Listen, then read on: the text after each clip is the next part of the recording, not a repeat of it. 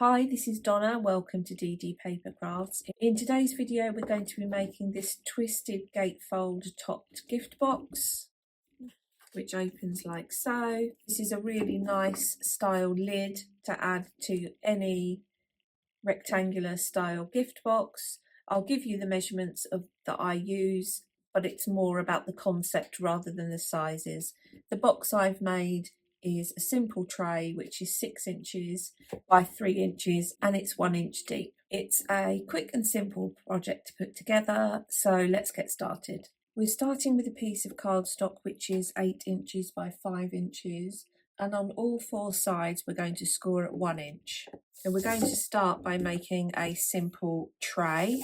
Fold and burnish along all of the score lines. Hold the piece in a landscape orientation and we're going to cut up the first vertical score line to the first horizontal, like so.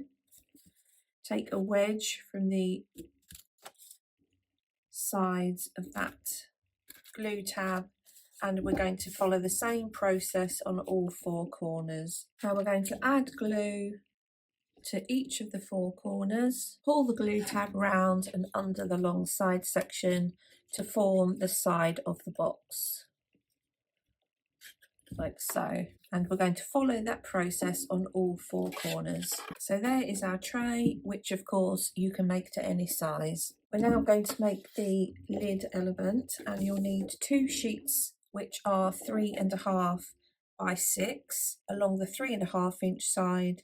Score at 1/2 inch. So if you're making a box of your own size, the piece needs to be obviously the length of the box, and then it will be the width of the box in its entirety plus 1/2 inch for a glue tab. And I would say that for the doors in particular, you want to use double-sided cardstock, because obviously this piece is going to fold over towards the front, so you will be looking at the underside of the card, but you will also be able to see this side of the card. Take your 2 pieces and you want one with the 1/2 inch tab to the left and one where the 1/2 inch tab is to the right.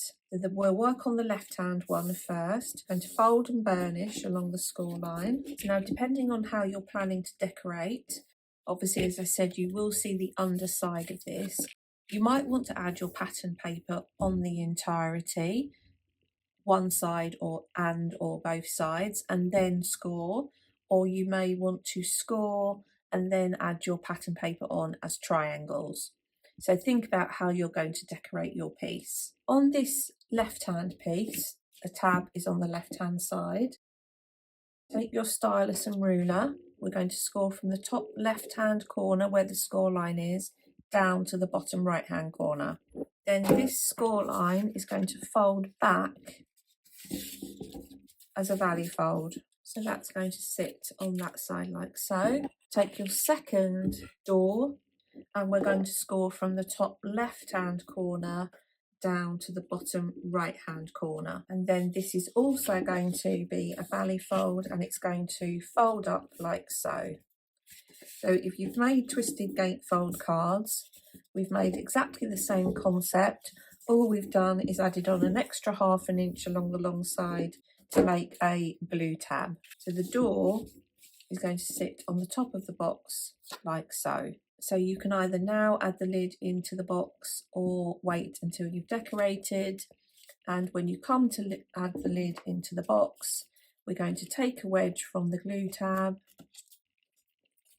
at either end, like so. And then that is going to adhere into the long side of the box. So I'm going to decorate my pieces whilst they're outside the box, and then I will adhere them into place. I've added the pattern paper onto all of the sides.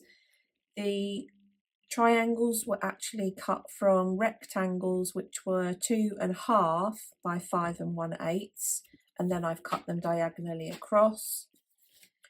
So that's created the triangles like so. And then I cut the side pieces from 3/4 inch by 2 3/4 and 3/4 inch by 5 3/4. I do have a narrower border on the side strips than I do on the top, but I do like the wider border on the top. This was an error, in all honesty.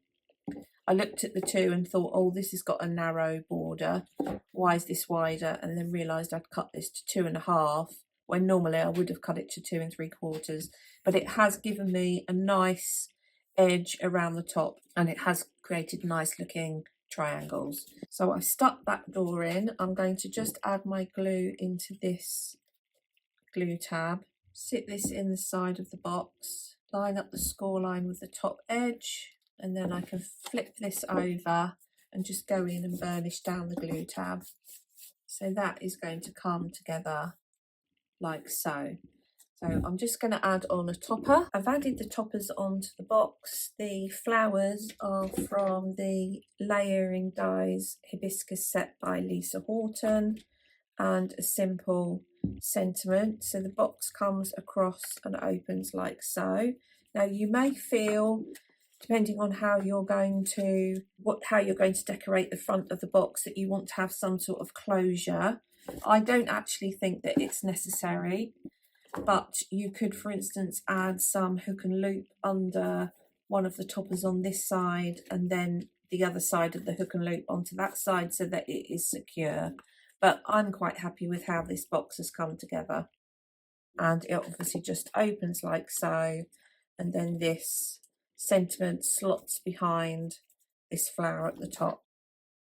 Overall, I'm really happy with how the box has come out. It is a quick and simple project to put together. You just need to think about the pattern paper you're using and how you're cutting your triangles. So there we have today's project, a twisted gatefold card added to a simple gift box. I hope you've enjoyed today's video. If you haven't done so already, please consider subscribing to the channel.